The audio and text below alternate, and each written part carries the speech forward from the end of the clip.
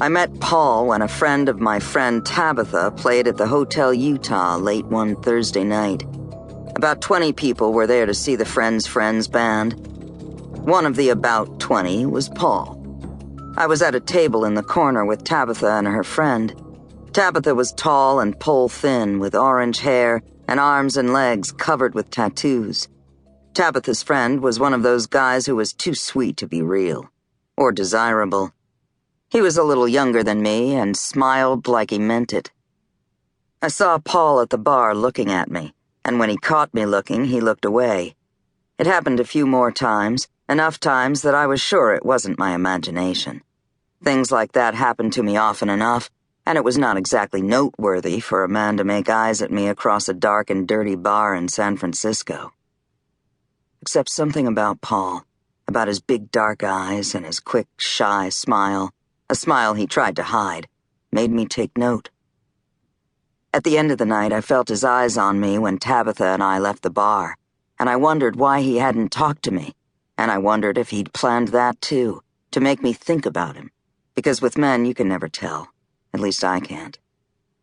2 weeks later, we went to the Hotel Utah again to see the same band, and Paul was there again. I wouldn't have admitted that that was why I went, but it was. Paul was friends with the guitar player. Tabitha's friend played drums. Paul and I avoided each other, although I didn't notice it at the time. He went over to sit with the band while they were hanging out drinking before the show, and I left to go to the bathroom. I came back, and Paul left to get a drink. I'd been thinking he was a kind of cute, kind of smart-looking guy who maybe I would meet and maybe I would sleep with. But that night I felt something in the pit of my stomach, more bats than butterflies, and right before I finally shook his hand, I felt a wave of dread come over me, like we were being pulled into a black undertow we couldn't fight our way out of, or didn't want to. Jacques Silette, the great detective, would have said we knew, that we knew what was coming and made the choice to pursue it. Karma, he said once, is not a sentence already printed. It is a series of words the author can arrange as she chooses. Love, murder, a broken heart. The professor in the drawing room with the candlestick. The detective in the bar with the gun. The guitar player backstage with the pick. Maybe it was true. Life was a series of words we'd been given to arrange as we pleased, only no one seemed to know how. A word game with no right solution. A crossword puzzle where we couldn't quite remember the name of that song. 1962, I Wish That We Were... Finally, we met. I'm Paul, he said, extending a cool, rough hand, calloused from years of guitar.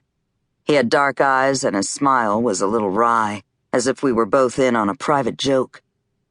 I'm Claire, I said, taking his hand. Are you also a musician? He asked. No, I said. I'm a private eye. Wow, he said. That's so cool. I know, I said. It is. We talked for a while.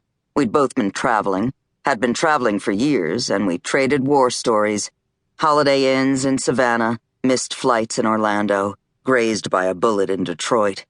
Maybe being a musician and a P.I. weren't so different.